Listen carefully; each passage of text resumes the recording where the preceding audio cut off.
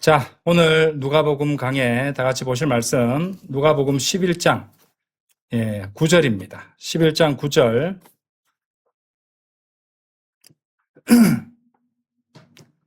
11장 9절 한 절 오늘 보시도록 하겠습니다. 누가복음 11장 9절 받들어 읽겠습니다. 그런즉 내가 너희에게 말하노니 구하라 그리하면 그것이 너희에게 주어질 것이요 찾으라 그리하면 너희가 발견할 것이요 두드리라 그리하면 그것이 너희에게 열릴 것이라. 자, 귀한 말씀입니다. 네, 오늘 드릴 말씀 제목은 구하라, 찾으라, 두드리라 이런 제목으로 말씀을 드리겠습니다. 구하라, 찾으라, 두드리라. 오늘 이제 거기 11장 9절에 나오는 그 말씀대로 주님께서 구하라 그리하면 그것이 너희에게 주어질 것이요 찾으라 그리하면 너희가 발견할 것이요 두드리라 그리하면 그것이 너희에게 열릴 것이라. 이 말씀을 가지고 설교를 하겠습니다. 제일 먼저 나오는 그 이제 명령이 구하라라는 것이죠. 기본적으로 기도는 구하는 것입니다. 그렇죠? 그런데 이제 구하라에 해당하는 이 킹제임스 성경의 영어 단어가 뭔지 아십니까? ask입니다. ask. ASK예요. 그런데 참으로 놀랍고 오묘하게도 이 ask의 철자 ASK를 하나하나 쪼개서 보면은 ask의 A, 또 seek, seek은 이제 지금 두 번째 나오는 찾으라라는 명령에 해당하는 S를 나타내고요. ask, 마지막 K잖아요. K는 knock, K-N-O-C-K, knock, 노크할 때 그 knock입니다. 그러니까 이제 이 킹제임스 성경의 구하라라는 그 명령에 해당하는 영어 단어 ask, ASK가 이제 구하라, 찾으라, 두드리라라는 그 세 가지 명령을 다 담고 있는 그런 철자로 제시되고 있다는 것입니다. 이제 러커만 목사님도 말씀하시지만은 저 역시도 이것이 결코 우연이 아니라고 생각합니다. 이런 점에 많은 이제 설교자들이 놀라움을 느꼈고, 그리고 이것에 이제 감명받고 이렇게 해서 수많은 설교자들이 이 개요를 가지고 설교를 했다고 해요. 못돼도 수만 번 회는 했을 것이라고 누가복음 주석서에 그렇게 주석이 되어 있습니다. 그래서 저 역시도 이 킹제임스 성경의 영어로 주어진 이 설교 개요를 그냥 지나칠 수 없어서 주님께 기도하는 마음으로 이 설교를 준비해 봤습니다. 그 ask라는 이 영어 철자에 담겨 있는 설교 개요 ask, seek, knock. 그러니까 구하라, 찾으라, 두드리라 라는 이 주제로 오늘 여러분들에게 기도에 관한 귀한 진리와 이 권면의 말씀을 나누고자 합니다. 구하라, 찾으라, 두드리라. 첫째, ask, 구하라입니다. 구하라. 아까도 말씀드렸지만 기본적으로 기도는 구하는 것이죠. 그리고 기도의 가장 기본적인 첫 번째 단계가 바로 구하는 것입니다. 청원이라고도 하죠. 그러니까 사람이 자신에게 부족하거나 어려운 점을 인지하지 않고서는 구할 생각을 하지 않을 것입니다. 그래서 기본적으로 성도는 자신의 부족함과 자신이 가진 필요와 또 자신에게 마음으로부터 우러나오는 원함이 있을 때 그것을 인지하고 입을 열어서 하나님 아버지께 아뢰겠죠. 바로 이 단계를 의미하는 것입니다. 그처럼 기도는 구하는 것입니다. 하나님께 공급해 주시라고 청원하는 것이고요. 또 사랑하는 다른 사람들을 위해서 중보하는 형태로 구할 수도 있을 것입니다. 그처럼 하나님께 무엇인가를 구한다는 것 자체는 전혀 잘못된 것이 아니죠. 사실 주님께서는 우리가 그렇게 하도록 명령을 하셨습니다. 방금 11장 9절에서 보듯이 구하라고 명령을 하셨던 것이에요. 그리고 다음 주에 보실 10절을 보시면은 그러니까 구하는 것이야말로 하나님으로 하여금 우리의 필요를 채워주시는 유일한 수단이라는 것을 우리는 알게 된다는 것입니다. 자, 사도 바울은요, 빌립보서 4장에서 하나님의 권능과 공급하심에 대해서 아주 귀한 증거를 하고 있습니다. 우리 다 같이 빌립보서 4장 말씀 한번 열어보도록 하겠습니다. 빌립보서 4장 13절과 19절 두 절이에요. 빌립보서 4장 13절에 사도 바울은 이렇게 고백하고 있습니다. 내게 힘을 주시는 그리스도를 통하여 내가 모든 것들을 할 수 있느니라. 귀한 말씀이죠. 내게 힘을 주시는 그리스도를 통하여 내가 모든 것들을 할 수 있느니라. 19절도 보세요. 오히려 나의 하나님께서는 그리스도 예수를 통하여 영광 안에서 자신의 부요하심에 따라 너희의 모든 뭐라고 되어 있습니까? 필요를 공급하시리라. 이렇게 약속하고 있다는 것입니다. 그처럼 그리스도를 통하여 우리는 모든 것들을 할 수 있고 하나님께서는 그리스도 예수를 통하여 우리의 모든 필요를 공급하신다는 위대한 약속을 언제나 주고 계신다는 것입니다. 그런데 그 모든 것들이 가능하기 위해서는요, 그 전제 조건으로서 빌립보서 4장 6절이 주어져 있습니다. 한번 읽어보실까요? 아무 일에도 염려로 가득 차지 말라. 다만 매사에 기도와 간구로 감사들을 드리면서 너희의 요청들이 하나님께 알려지게 하라. 6절에서 그 전에 우리가 무엇을 해야 하는가를 분명하게 가르쳐주고 계십니다. 그렇습니다. 기도와 간구들로 감사들을 드려야 됩니다. 감사들을 드리면서 우리의 요청들을 하나님께 구해야 되는 것이죠. 그래서 여러 번 강조드렸습니다. 감사들을 빼앗기면 안 된다고. 감사들을 빼앗기면 안 됩니다. 자신의 육신적인 생각으로는 감사들이 사라지게 돼 있어요. 하나님의 말씀 그리고 주님께서 인도해 주시는 바에 성령님의 인도하심에 따라 살아가고 순종하면서 하나님께서 보시는 관점으로 모든 것들을 보게 되면은 감사가 마를 날이 없습니다. 여러분들이 감사를 빼앗기는 가장 큰 이유는 여러분들이 육신적인 관점을 갖고 있기 때문입니다. 자, 야고보 사도는요, 또 이렇게 경고하고 있습니다. 야고보서 4장 2절 한번 열어보십시오. 야고보서 4장 2절.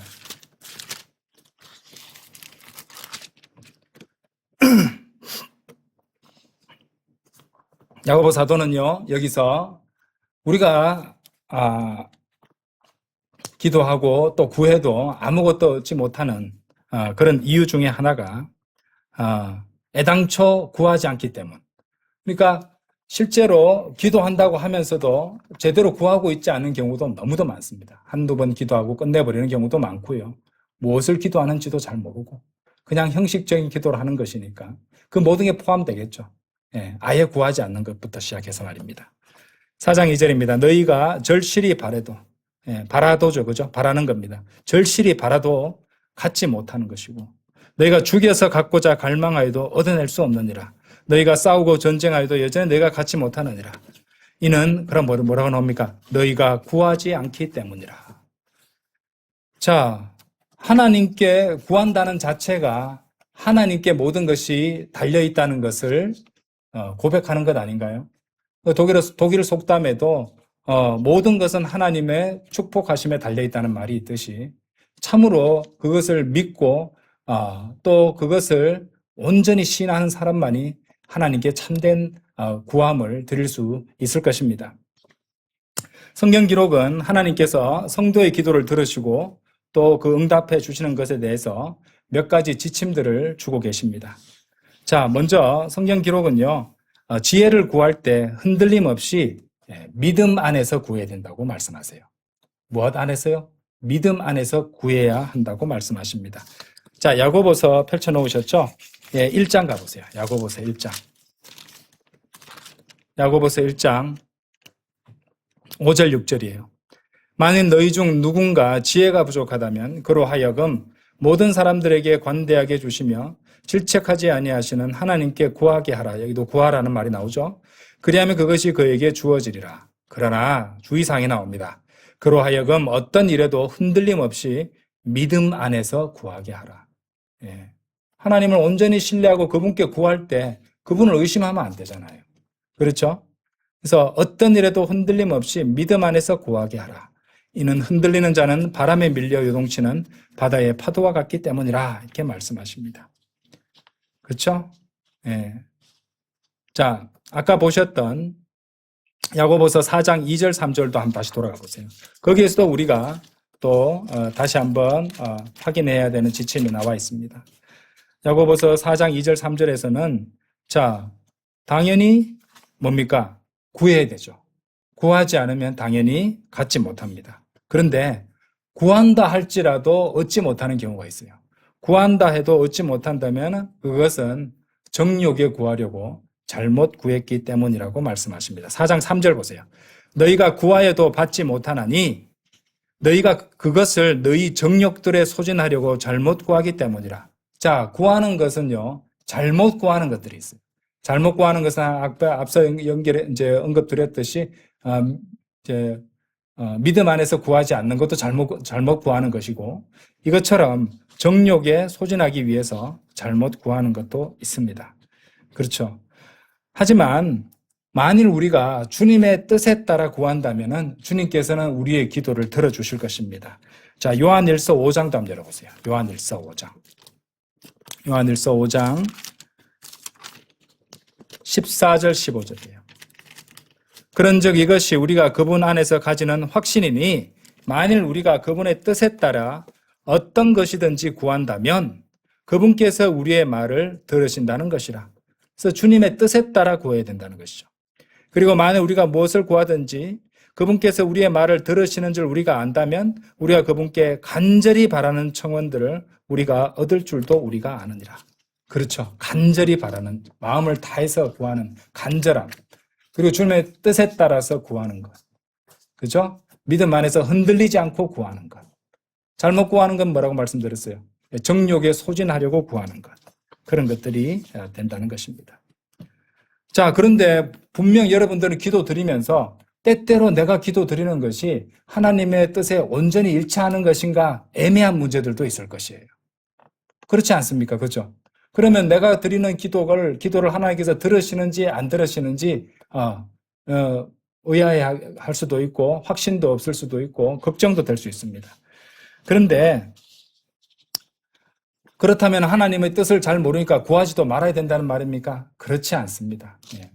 그래서 여러분들이 아는 하나님의 말씀에 따라서 여러분들의 순결한 양심으로 주님께 간절히 구하는 것은 아무런 문제가 되지 않습니다. 설령 우리의 무지나 우리의 오해로 인해서 기도가 하나님의 뜻에 조금 어긋나거나 또는 어떤 육신적이거나 정욕적인 부분들이 있다 할 손 치더라도 그것을 고쳐주시는 분이 두 분이 계세요. 자, 오늘 성경 구절 또 보도록 하겠습니다. 두 분이 그것을 고쳐주신다는 것이에요. 자, 로마서 8장 한번 열어보십시오. 저번에도 제가 간단히 한번 말씀드렸던 것 같은데 로마서 8장 26절입니다. 26절, 27절이요.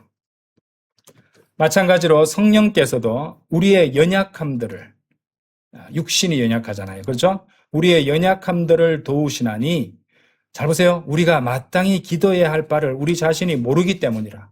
그렇죠? 그러나 성령 그 자체께서 말로 표현될 수 없는 신음들로 신음하시면서 우리를 위하여 중보하시느니라. 그렇죠? 성령님께서, 그렇죠? 성령 그 자체께서 말로 표현될 수 없는 신음들로 우리를 위하여 중보하신다는 것이. 그래서 우리의 기도, 잘못된 기도를 갖다가 성령 그 자체께서 바로 잡아서 빨간 펜 같은 거 들고 수정하셔서 하나님의 보좌 앞으로 올려드린다는 것입니다. 또 한 분 계세요. 바로 그 다음 부분이 27절 나오죠. 그리고 마음들을 살피시는 분께서 성령의 생각이 어떠한지를 아시나니, 이분은 그러면 성령의 생각이 어떠한지를 아시니까 성령 하나님이 아닌 다른 분이라는 걸 알 수 있죠. 그분께서 하나님의 뜻에 따라 성도들을 위하여 중보하시기 때문이라. 이 27절에는 삼위일체 하나님이 다 나오시는데 누가 언급이 빠졌습니까? 마음을 살피시는 분이 바로 예수 그리스도시라는 것을 알 수 있습니다. 우리가 그것을 어떻게 알 수 있느냐? 요한계시록 2장 한번 열어보세요. 요한계시록 2장 23절 보세요. 성경 기록으로 증명을 해야 되죠. 뭐든지. 요한계시록 2장 23절에 그리고 내가 그녀의 자녀들을 사망으로 죽이겠노라. 그리하면 모든 교회들은 알리니 곧 나는, 잘 보세요, 중심들과 마음들을 살피는 이라는 것이라. 보셨어요? 곧 나는 중심들과 마음들을 살피는 이라는 것이라. 아까 로마서 8장 27절은 마음들을 살피시는 분께서라고 했습니다. 그죠? 요한계시록 2장 23절은 바로 나는 중심들과 마음들을 살피는 이라는 것이라. 바로 주 예수 그리스도 그분이십니다. 그래서 성령 그 자체께서 그렇게 말로 표현될 수 없는 신음들로 우리를 위해 중보해 주시고, 또한 마음들을 살피시는, 중심들을 살피시는, 중심을 살피시는 주님께서, 예수님께서 성령의 생각이 어떠한지를 아시나니 그분께서 하나님의 뜻에 따라, 자, 뭐라고요? 그분도 성도들을 위하여 중보하시기 때문이라. 여러분들이 연약하여서 제대로 구할 바를 모르고 그렇게 때로는 철없는 기도를 주님께 올려드릴 수도 있습니다. 그런데 하나님께는요, 여러분들이 정직하고 솔직한 자세가 굉장히 좋습니다. 괜히 폼 잡지 마시고요. 정직하게, 하나님은 마음을 살피시는 분이라는 것을 아세요.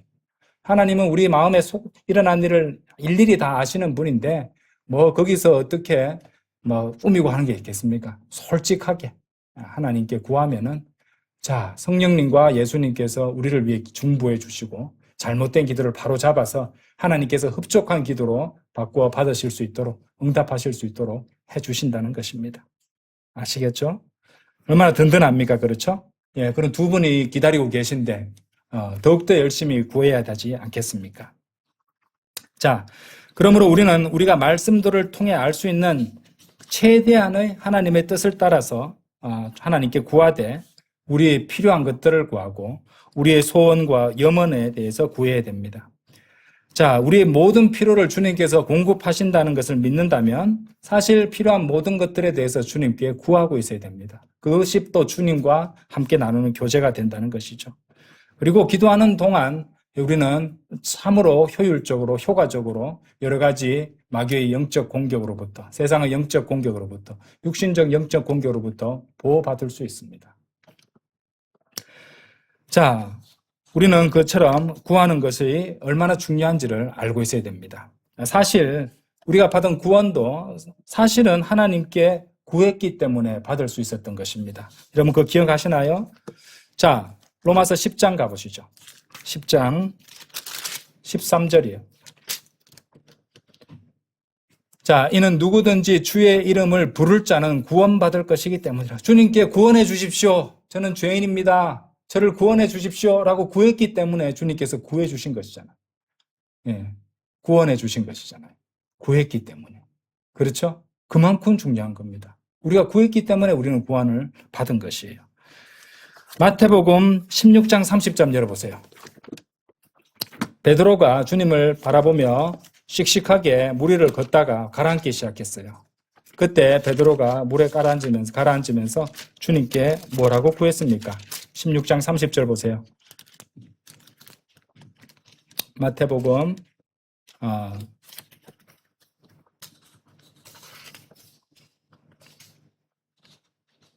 제가 구절 잘못 찾았는데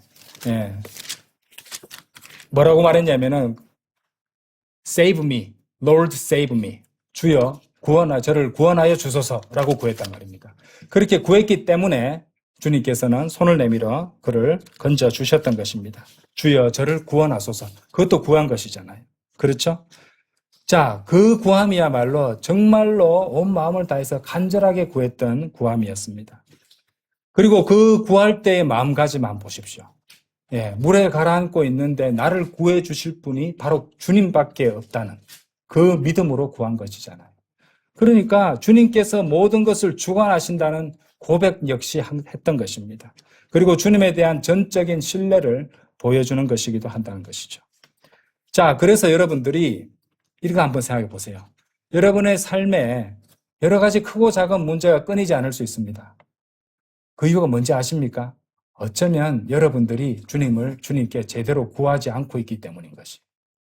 여러분들이 제대로 구하고 있지 않기 때문에 주님께서 여러분들의 주의를 끄시기 위해서 삶의 여러 가지 문제들을 보내고 계시는지도 모릅니다. 그렇기 때문에 우리는 주님께 구해야 합니다. 진정한 의미에서 구해야 합니다. 흔들리지 않고 믿음 가운데서 구해야 되는 것입니다. 그리고 주님을 온전히 신뢰하며 구해야 된다는 것이고, 간절한 마음으로 구해야 된다는 것이고, 주님의 뜻 가운데서 구해야 한다는 것입니다. 주님의 뜻에서 어긋나는 구함을 하면 어떨까 고민하지 말라고 말씀드렸죠. 왜? 성령님과 우리 주 예수 그리스도께서 우리의 기도를 중보하고 계신다고 분명히 로마서 8장은 보여주고 계십니다. 구하라, 찾으라, 두드리라. 두 번째로 seek, 찾으라라는 것입니다. 자, 구하라가 ask였죠. 그 다음이 찾으라, seek예요. 자, 구하는 것에서 한 걸음 더 나아가는 것, 더욱 간절한 청원의 단계, 한 걸음 더 나아간 적극적인 추구의 단계라고 할 수 있습니다. 그러니까 단순히 입으로 구하는 것을 넘어서 우리의 존재 그 자체를 다해서, 생각을 다해서, 힘을 다해서, 마음을 다해서, 온 마음을 다해서 주님을 향하여 나아가는 태도입니다.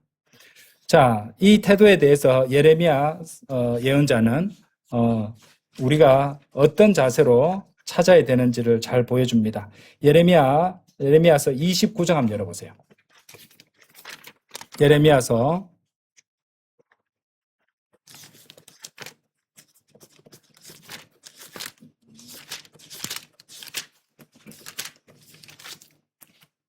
29장 13절입니다.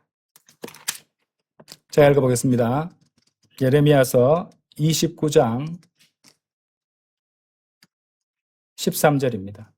그리고 너희가 너희의 마음을 다하여 나를 찾을 때, 보셨습니까? 여기 보시면은, 영어도 보시면은, Ye shall seek me and find me 라고 말씀하세요. 그죠? 예. When ye shall search for me with all your heart. 그러니까 너희 모든 마음을 가지고 나를 search for 한다 할 때 말이에요. 그죠? 누군가를 찾아서 온 마음을 다해서 찾을 때 나를 찾게 된다. 그렇게 말씀을 하십니다. 너희의 마음을 다하여 나를 찾을 때 너희는 나를 구할 것이요. 나를 발견하리라 말입니다. 그렇죠? 그래서 마음 자체가 하나님을 제대로 찾고 구하려면은 온 마음을 다해서 주님을 찾아야 된다는 것이죠. 그러면은 주님을 발견할 수 있다는 것입니다. 우리는 마음을 다해서 주님을 찾아야 합니다. 그리고 주님을 찾을 때 또 어떻게 마음을 다해서 또 찾고 또 어떻게 찾아야 되냐면요. 여러분 그 표현이 조금 생소하게 들릴 수 있지만은 부지런히 찾아야 돼요. 히브리서 11장 한번 열어보세요. 히브리서 11장. 히브리서 11장 6절도 보세요. 거기 보시면은 반면에 믿음 없이는 하나님을 기쁘게 해드리는 것이 불가능하니라. 이는 하나님께로 오는 자는 그분께서 존재하신다는 것과 그분께서 자신을 잘 보세요. 부지런히 찾는 자들에게 보상하시는 분이심을 반드시 믿어야만 하기 때문이라. 여러분들 여기 보시면은 부지런히 찾는다는 표현에서 영어 표현을 보세요. diligently seek him이라고 되어 있습니다. 영어 표현이. 그러니까 부지런히 diligently입니다. diligently. 부지런히 영어로 diligent. 이 단어는 중학생도 아는 단어입니다. 그렇죠? 자, 이게 왜 얼마나 중요한지 아셔야 될 것이 개역 개정판에는요. 여기서 부지런히에 해당하는 부지런히를 diligently에 해당하는 부지런히를 아예 생략해 버렸습니다. 삭제해 버렸어요. 그죠? 그냥 찾는 걸로 해 버렸어요. 그러니까 어떻게 찾아야 되는지를 가려 버린 거예요. 부지런히 찾아야 돼요. 부지런히. 자, 근데 우리가 이전에 쓰던 성경인 한킹은 어떻게 되어 있냐면요. 열심히로 번역을 했어요. 여러분들 열심히와 부지런히가 같습니까? 열심히와 부지런히는 다른 뜻이에요. 열심히는요. 어떤 일을 하는 태도와 노력의 강도를 보여주는 말이에요. 열심히는 그거예요. 어떤 태도로 하느냐, 얼마나 노력을 기울이느냐 이것을 말해주는 것이 열심이고요. 이제 부지런히는요. 일정한 습관과 지속성을 강조하는 표현이에요. 지속적으로 해야 된다는 말이에요. 주님을 찾을 때 한두 번 찾고 마는 게 아니라 한 번 강력하게 와 하고 찾고 끝내는 게 아니란 말입니다. 열심히는 그걸 한 번만 해도 하고 말아도 돼요. 그러니까 명백한 오역이죠. 예, 이전에 쓰던 성경은 명백한 오역이에요. 부지런히라고 했어야죠. 그 어려운 단어도 아닌데 왜 그렇게 했는지 모르겠습니다. 예, 부지런히 찾아야 돼요. 부지런히는 지속적으로 습관화 시켜야 된다는 말입니다. 그죠? 경건에 이르는 습관을 통해서 항상 지속적으로 주님을 찾고 있어야 된다는 것이죠. 죄를 지을 궁리를 하면 주님 찾기를 거쳐버리겠죠. 그렇죠? 하나님은 거룩하신 분이니까. 그러니까 그만큼 중요한 거예요. 우리는 지속적으로 계속해서 습관적으로 주님을 찾아야 되고, 주님을 찾아야 되고, 주님의 그 공급하심을 찾아야 되고, 이 기도할 때, 아까 예레미야서 29장 13절 말씀처럼 온 마음을 다해서 주님을 찾아야 됩니다. 아시겠죠? 그것이 바로 성경 기록을 통해서 우리가 발견하게 되는 진리라는 것입니다. 한두 번 구해보고 포기하는 것이 아니라 지속적으로 쉼 없이 그렇게 포기함 없이 기도해야 됩니다. 자, 그런데요, 여러분. 이 주님께 이 설교를 준비하면서 주님을 찾는다는 그 찾으라라는 명령에 해당하는 seek, S-E-K라는 단어를 성경 기록에서 찾아보면서 굉장히 중요한 진리를 발견하게 되었습니다. 자, 시편 27편 8절 한번 열어보세요. 성경 구절 몇 구절을 통해서 발견해 보도록 하겠습니다. 시편 27편입니다. 시편 27편 8절. 아주 오묘한 말씀이 나와요. 당신께서 말씀하시기를 너희는 나의 얼굴을 찾으라 하셨을 때 저의 마음이 당신께 말씀드리기를 주여 제가 당신의 얼굴을 찾겠나이다 하였나이다. 나를 찾으라 하셔도 되는데 굳이 주님께서는 나의 얼굴을 찾으라 하셨어요. 그러면은 성령님께서 그렇게 기록하게 하셨다는 것은 그 얼굴이 굉장히 중요한 의미를 가지고 있다는 것을 생각하게 됩니다. 그래서 신약 성경에서 우리가 생각해 볼 수 있는 부분들이 있단 말이에요. 우리 신약 성경 기록에서도 얼굴이 언급됩니다. 우리 신약 성도들은 주님과 얼굴과 얼굴로 대면할 그날을 기다리며 살아가고 있지 않습니까? 그러니까 주님의 얼굴을 찾는 태도야말로 주님을 만날 준비가 되는 태도로서 주님을 만날 준비를 하는 태도로서 찾아야 된다는 것을 우리는 알 수 있다는 것입니다. 고린도전서 13장 한번 열어보세요. 고린도전서 13장. 고린도전서 13장. 고린도전서 13장 12절이에요.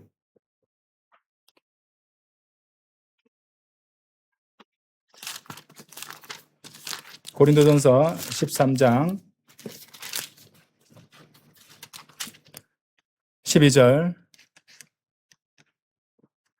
이는 지금 잘 보세요. 우리가 유리를 통하여 희미하게 보기 때문이라. 그러나 그때는 얼굴과 얼굴을 마주할 것이라. 지금은 내가 부분적으로 아느니라. 그러나 그때는 바로 나 또한 알려진 것 같이 내가 알리라. 위대한 말씀이 나오죠. 자, 먼저 유리를 통하여 희미하게 본다는 말씀을 보시기 바랍니다. 12절에서 유리는요, 유리 거울과 연관시켜서 생각해야 됩니다. 유리 거울은요, 성경 기록에 따르면은 하나님의 말씀을 의미합니다. 사실 이제 시간 관계상 자세히 설명을 못 드리지만은 성경을 갖다가 상징하는 그런 대상들이 있죠. 불도 있고 망치도 있고 당연히 물도 있고 여러 가지 음식 종류들도 있는데 그 중에 하나가 유리라는 것이에요. 야고보서 1장 23절 좀 보고 가겠습니다. 야고보서 1장 23절. 야고보서 1장 23절.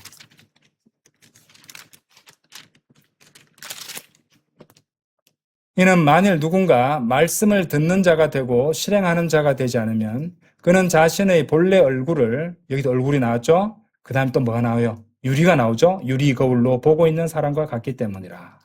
자, 말씀이 바로 유리 거울에 비유되고 있습니다. 그렇다면은 지금 고린도전서 이 말씀 13장 12절 말씀처럼 유리를 통하여 희미하게 본다는 것은 누구를 희미하게 보는 것이냐면요. 예수 그리스도를 본다는 것이에요. 예수 그리스도를 보면서 희미하게 보는데 유리를 통해서 희미하게 본다는 겁니다.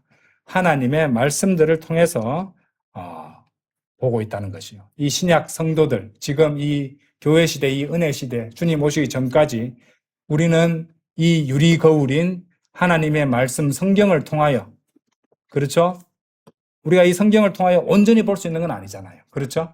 예. 아직 충분히 계시가 주어지지 않은 말씀들도 많이 있단 말이에요. 어쨌든 이 유리를 통하여 주님을 간절한 마음으로 주님을 바라보고 있습니다. 그렇죠? 그렇다면 주님을 찾는다고 하면서 주님의 얼굴을 찾는다고 하면서 주님을 기다린다고 하면서 하나님의 말씀도 보지 않는다는 것은 어불성설입니다. 안 그렇습니까, 여러분들? 유리를 통해서라도 부단히 그분을 보려고 할 것입니다. 그리고 마침내 고린도전서 13장 12절 말씀처럼 얼굴과 얼굴을 마주하실 분, 바로 우리 주 예수 그리스도죠. 바로 예수 그리스도를 만날 그날까지 우리는 부단히 유리를 통해서 희미하나마 계속해서 그분을 더듬고 그분을 바라보고 간절히 그분의 얼굴을 찾고 있어야 한다는 것입니다. 그러므로 우리가 주님을 찾으면서, 그렇죠? 주님께 구하고 주님께 기도할 때 사실은 주님을 기다리는 자세와도 동일하다는 것이에요. 주님을 기다리는 자세로 기도하고 있는가 스스로를 돌아보시기 바랍니다. 주님과 대면하는 그날을 기다리는 자세로 주님께 구하고 있습니까? 주님 만나실 준비가 다 되셨어요? 그렇기 때문에 우리의 기도에는 항상 빠지지 않고 주님의 다시 오심을 구하는 간절한 간구가 반드시 포함되어야 하는 것입니다. 주님께서는 그러한 성도들의 기도를 듣기를 원하시는 것이에요. 그분을 얼굴을 찾는 기도를 듣기를 원하시는 것입니다. 구하라, 찾으라, 두드리라. 세 번째로 knock, 두드리라입니다. 자, 두드리라는 우리가 이미 배웠습니다. 끈질긴 인내의 단계죠. 한두 번 시도로 포기하거나 그리고 그만두지 않고 문이 열릴 때까지 계속해서 지속하는 간청이죠. 저번에 보았듯이 누가복음 11장에 나오는 끈질긴 간청을 하는 친구의 비유를 우리가 배웠습니다. 그리고 누가복음 18장에 나오는 불공정한 판관의 비유에 담겨있는 교훈도 바로 그것이었어요. 특히 끈질긴 간청을 하는 친구의 비유는 새 덩이의 빵을 얻기 위해서 계속해서 문을 두드리고 구하고 찾으며 두드리고 있었습니다. 그 친구의 끈질김을 여러분 머릿속으로 그려보시기 바랍니다. 우리가 그렇게 구해야 된다는 것이죠. 그것이 바로 주님께 매달리는 우리의 자세입니다. 주님께 몇 번 두드려 보고 없다고 해서 내 방법 찾지 뭐. 내가 알아서 할게. 그게 아니잖아요. 주님께서 해주시지 않으면 아무것도 안 되니까 주님께 끝까지 매달려야 되는 거예요.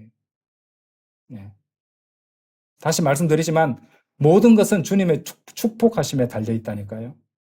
그냥 드리는 말이 아니에요. 실제로 그렇습니다. 실제로 그래서 그리스도인은 그것을 알아야 돼요. 그리고 그것을 시인하고 있어야 됩니다. 자, 한번 생각해 보세요. 그런데 주님께서는 그분의 가장 합당한 때에 우리 기도에 응답해 주실 것입니다. 그래서 때로는 원하는 것을 전혀 얻지 못한 채로, 그러니까 아무 소득 없이 두드리고만 있어야 되는 때가 분명히 있을 것입니다. 우리 누구나 그런 경험이 있을 것이에요. 누가 좋아하겠습니까? 그런데 여러분, 그것도 우리에게 필요한 것들입니다. 로마서 5장 한번 열어보세요. 로마서 5장.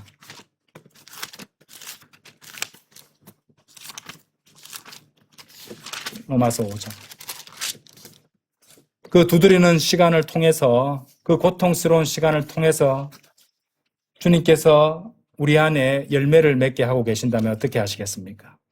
5장 3절 4절. 그런즉 우리는 그렇게 할 뿐 아니라 환난들도 기뻐하나니, 환난 그 자체도 기뻐하는 거예요. 환난 중에도 기뻐하는 게 아니고 환난 그 자체도 기뻐하는 거예요. 환난은 인내를 이루고 인내는 경험을 이루며 경험은 소망을 이루는 줄 알기 때문이라. 어떻습니까? 자, 환난의 영적 열매는 그 뒤에 이어지듯이 인내와 경험과 소망으로 이어집니다. 환난은 인내를 이루고라고 하셨으므로 인내를 원한다면 어느 정도의 환난을 겪어야 할 것입니다. 자, 열리지 않을 것 같은 문을 계속해서 손이 아프도록 두드리고 있는 것, 신음하면서 두드리는 과정은 고난이고 고통이고 결핍의 지속 상태입니다. 그리고 많은 사람들이 그것을 환난으로 생각하게 될 것입니다. 하지만 성도는 이 부정적인 단계를 통해서 인내를 경험하게 됩니다. 인내를 배우게 되는 것이고 경험과 소망을 배우게 될 것입니다. 그래서 여기서 중요한 것은 포기하지 않고 계속해서 이어나가는 끈질긴 그런 인내의 태도가 중요하다는 것입니다. 오늘 여러분들 구하라, 찾으라, 두드리라.